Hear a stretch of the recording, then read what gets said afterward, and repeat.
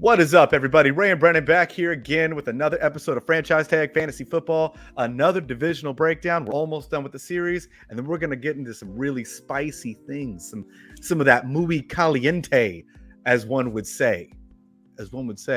Brennan, I know Yes, that sir. it's just me and you today. It's like I'm serenading you with nice things to say, right? That's what we're doing. Your luscious voice, of Tell me- course. Tell me some news. Tell me some things that I need to hear. So Dalvin Cook does have a contract offer with the Miami Dolphins. Like they officially have one out there, but he's mulling over options. I think out of all the plays, I think the Dolphins make the most sense. We've been saying on the shows for a while, so I think they make the most sense. It's like gross sense, right? Like we already knew it was going to Yeah. happen, but like, do you want that? But you draft him over all the other running backs, though. You draft him over A-Chain. You draft him over who am I missing here? Mostert, and then I'm drawing a blank on the other one. Who's Jeff the Wilson? third? Jeff Wilson. There we go. Yep. So you But, draft him. Yeah. Does it excite you to be a part of let's say you are the Dalvin Cook owner and you're like, hey, I'm going to go out and grab him, whatever. Let's say in the third round, most likely, maybe fourth. Does he split that much work with those four names? I have to imagine that Mostert gets some PT. I got to think that Jeff Wilson gets some PT. Devin A-Chain's going to get some PT. So is it a 50, I think one 50 gets split cut. between? I think if he goes there, one gets cut. Now, if it's Mostert or Wilson, who knows? But I think he's not going to be a cowbell workhorse kind of guy. I think he'll be more of like a 55, 60% owner of that backfield. So that's where I would project him at if he went there. He would be a low-end RB2 for me. Yes, he'd be more I'd be more excited as my flex. And I think that he's going to be overdrafted.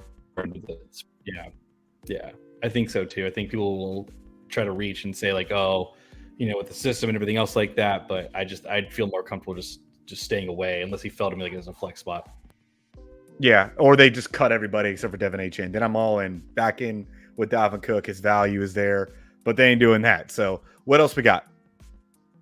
The other breaking news we have is that Josh Jacobs could hold out potentially till week 1. Little scary, isn't it? A little scary. A little bit, just a little bit. I mean, for why? me, Didn't they just cash him out?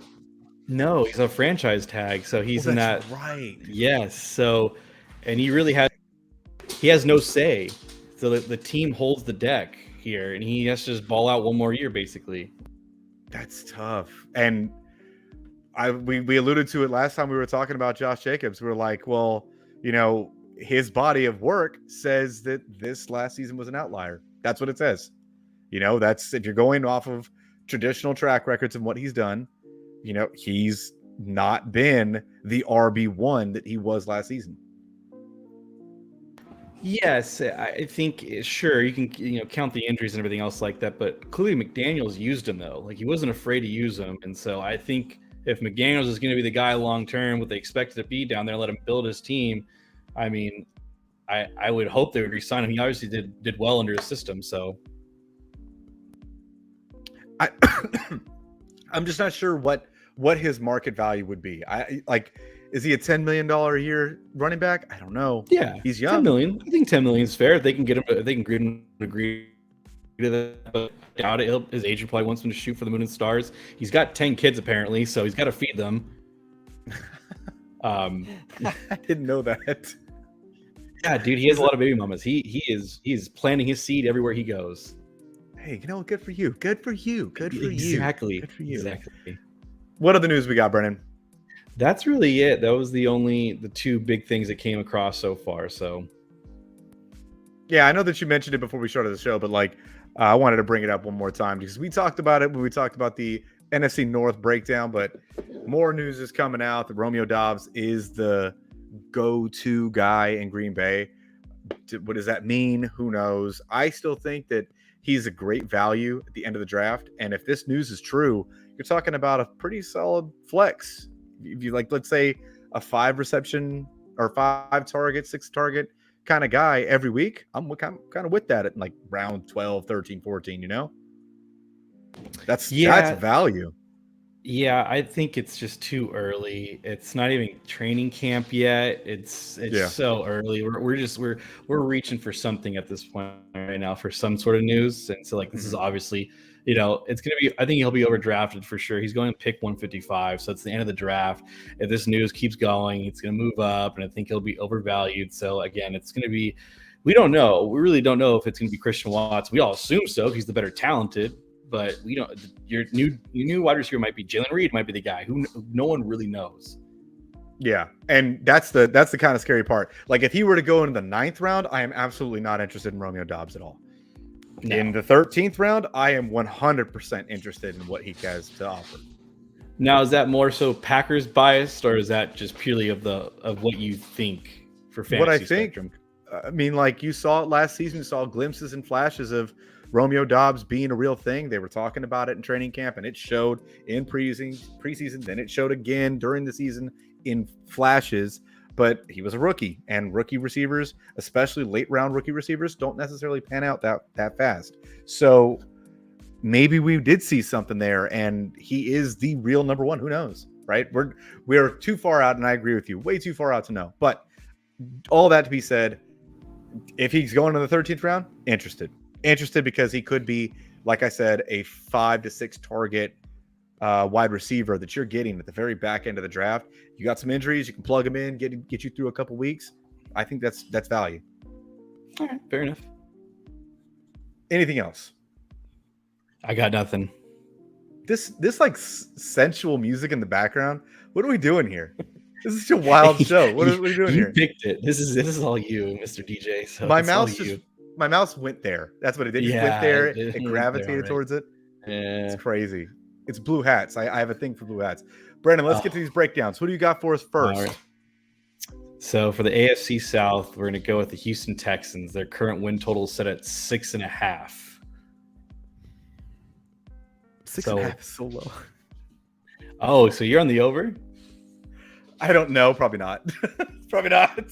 Yeah, I was going to say I have the under. I think this team was 4th and 27 away from having the first overall pick, and then Lovie Smith said, "You know what? Screw your first overall pick." It immediately gets fired. It's just comical when you think about it.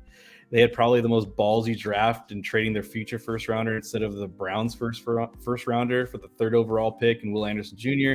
But he was the top defensive player in the draft. They hopefully drafted their QB of the future in C.J. Stroud.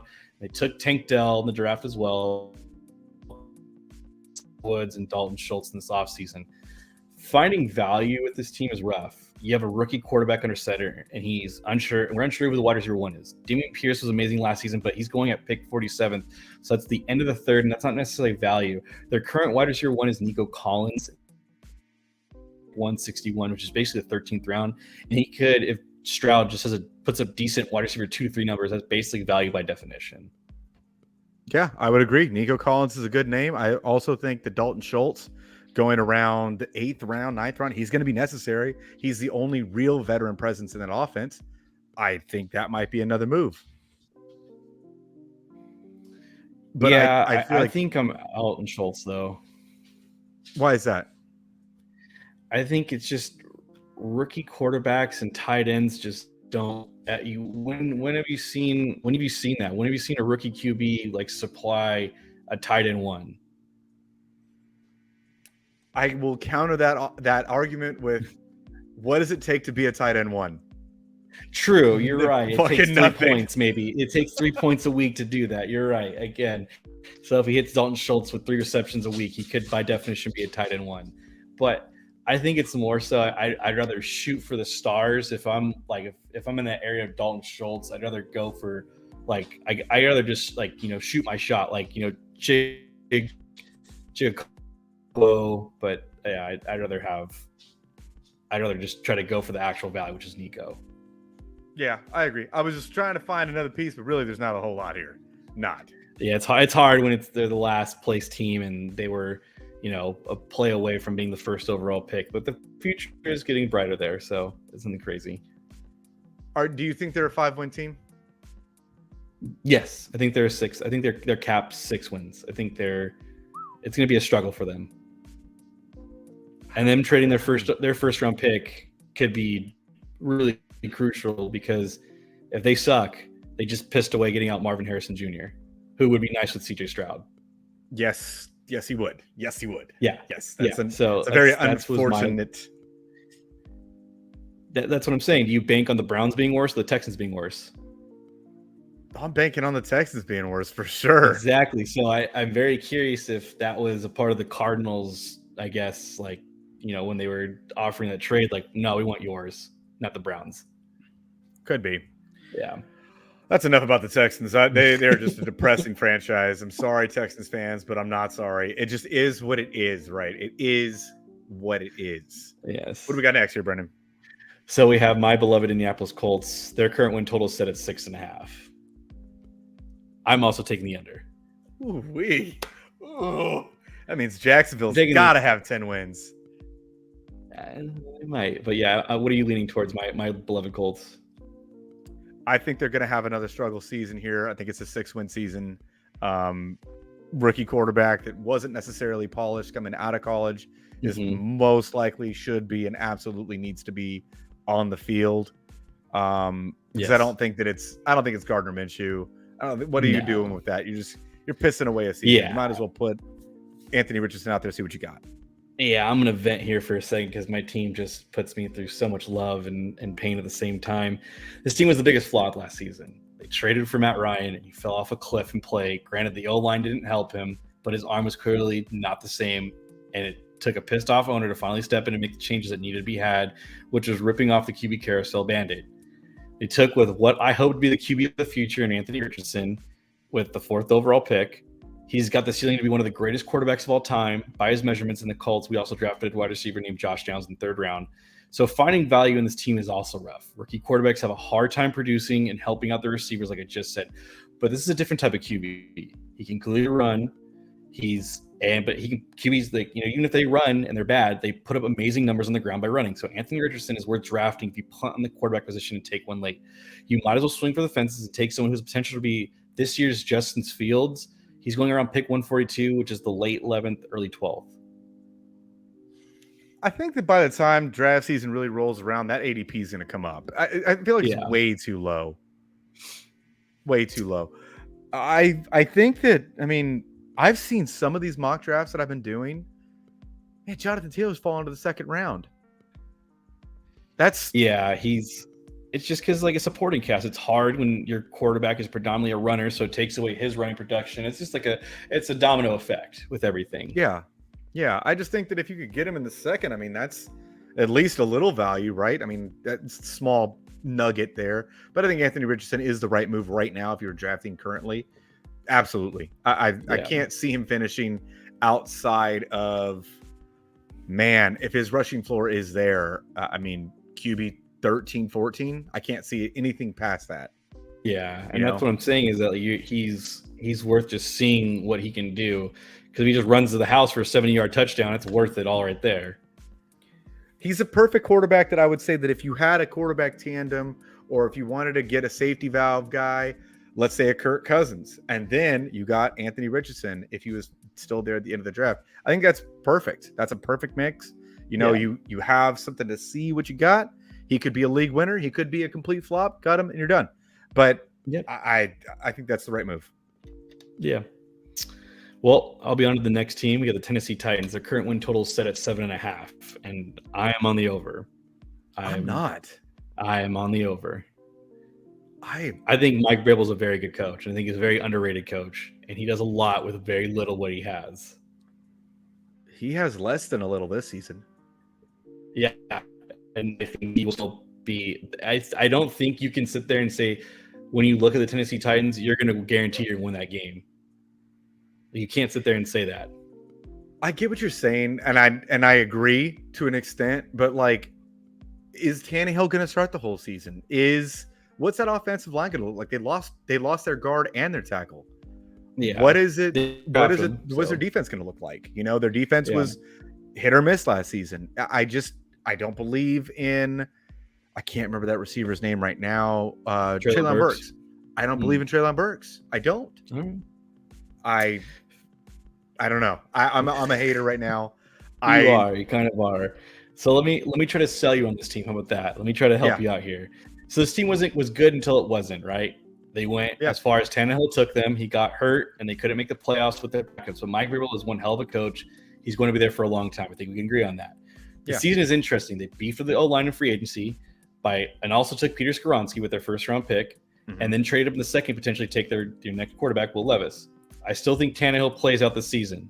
Then they move off him less. I still think they rely heavily upon King Henry. Value in this team was obvious for me. It was Treylon Burks. He's going at pick 90, which is the mid-7th round. When he finally got comfortable, the dude looked like a legit wide receiver 1. He put up wide receiver numbers as well. Another value pick for me is Chigokonkwo. He's going at pick 136 and is outside of most people's tight ends 1 area. I think this guy could be the tight end 1 this season. That's not saying much, but if you put on tight end, you can get him late. I like Chig. I like that call. I do.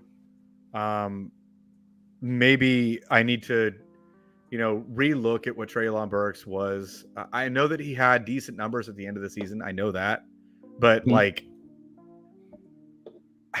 maybe it's just the Ryan Tannehill effect, and I'm just like, that's why I just don't want a piece. Look at what AJ Brown was with a competent quarterback, like a better competent quarterback, a real quarterback. Yeah. Look at what he was, and maybe that's how I'm not seeing Treylon Burks as an equivalent to AJ Brown, and that's why I feel he is not the value pick there. Maybe that's what it is, or I'm just hating that. Maybe that's what it is too. It could be a bit of both. I think you might be hating on him just a little bit, but he did command targets when he finally I think he got injured after our game, but after that he had 6-8 targets, another 6 targets. He got injured against Philly, tried coming back a little too soon, and then the last 2 weeks he had 8 and 7 targets. So he's there, and there's really no other competition against him. So you're gonna have to throw the ball. Tannehill's probably gonna go over 3,000 yards. Those yards are gonna go somewhere between Treylon, Chig, Derrick Henry, possibly. So you're selling me on him more and more. Yes, I think that if his price tag was the 8th, I'm much more interested than the 7th. But okay. I don't like the Titans this season. I really don't. Fair enough. Well, they might surprise you with their win total. But let's talk about the AFC South winning division team, the Jacksonville Jaguars. Their current win total is set at 9.5. Over. Yes, they were at 10.5 and they got bet down. Ooh-wee. So that's why they were originally at 10.5. They opened up and now it's at 9.5. It could have changed by now. I could check it again, but that's what it was when I was looking through this. So I think they're a 10-win team. I think 10-7 is perfect for them. They do have a tough schedule, but I think they're a 10-win team. I think they can get. If it was 10.5, I would still consider, because of the weakness of the division they're in, I would still consider hitting the over on an 11-win season because of their division, because they play the Texans twice, because they're going to be playing a rebuild Indianapolis, because they're playing the Titans. I would be interested in that 11-win season, but I really like the line right now. Definitely hitting the over. Fair enough. I guess it's crazy what a competent coach can do for a team. Lawrence looked awful the year before, and he was considered a unicorn draft prospect. But Doug Peterson changed all that, and the team had faith in him and Trevor, and he played like an elite quarterback down the stretch of last season too. They had some good moves this offseason. They franchise tagged Evan Ingram, who him and Lawrence built a clear connection. In the second half of the season, they finally get to see Calvin Ridley, who they traded a second-round pick for last season. Expect big things for the season in Duval. I really believe that.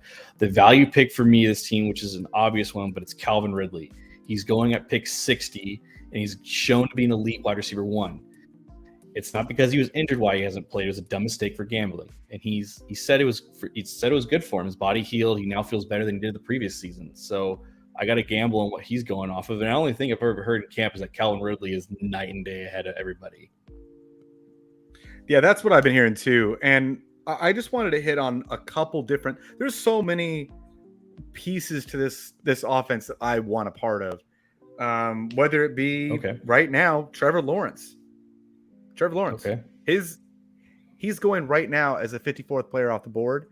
I think that's good value for what he could potentially be, which is top 4 quarterback. He could be that. This is going to be his best offense for sure. I think Tank Bigsby at the very back end of the draft as a handcuff for an already shown to be injury riddled Travis Etienne. You get Tank Bigsby with an actual competent offense around him and not just a one-man show in Auburn. He might be something nice. Christian Kirk, still a viable option. I think he's going around like 9 right now, 8. I think he's going around there. He's going pick 76. Oh, so a little earlier than that. What, 6th round?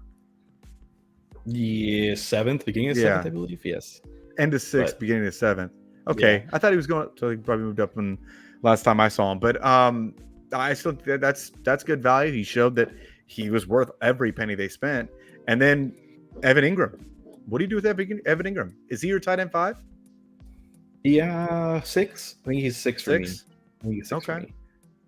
Yeah. I can't deny it. It stuck all season. He was good all season. Yeah. I don't know. I think it's nice if you own a piece of Jackson. He made all of his wide receivers like playable in fantasy. I remember I was starting Zay Jones in DraftKings left and right. It was crazy. He's $3,000. Shoot. He'll spread the ball around. So he was making tons of money. I was starting Zay Jones. I remember Zay Jones made me a lot of money in DraftKings last year. Yeah, I loved it. I loved every second of it. And Zay Jones, it's crazy because Zay Jones was what a top 10 pick. Yeah, at one point in time. Yeah, but I mean, maybe a flop. But he revitalized his career in Jacksonville. So there's that. But he's not there anymore. So, yes. My apologies. Yeah, he's still there. Yeah, it's a nice receiving core. Honestly, it's a nice receiving core. I don't know. I'm really high on Jacksonville. Really high on Trevor Lawrence. I've already said it. Stamp my flag one more time, Brennan. Stamp my flag one more time. He will be the MVP this season. Can we do one beer bet before we get off? What is the beer bet? Since you love Trevor Lawrence so much, who will have a better fantasy season, him or Justin Herbert? It's going to be Trevor Lawrence. All right, I'll do a beer bet that Justin Herbert has a better fantasy season than Trevor Lawrence. Why do we have 2 beer bets on Herbert? Because I'm a believer in Herbert this season. I think everyone's kind of written him off. It's so tough. I don't write him off. I just think that Trevor Lawrence is that good. Yeah, I know, and I think that Justin Herbert will be better. Let's do it. All right. Anything else, Brennan? I've got nothing. All right. Well, if you guys have stuck around this long, please make sure that you hit that like, hit that subscribe. Let us know what you are thinking about in the comments.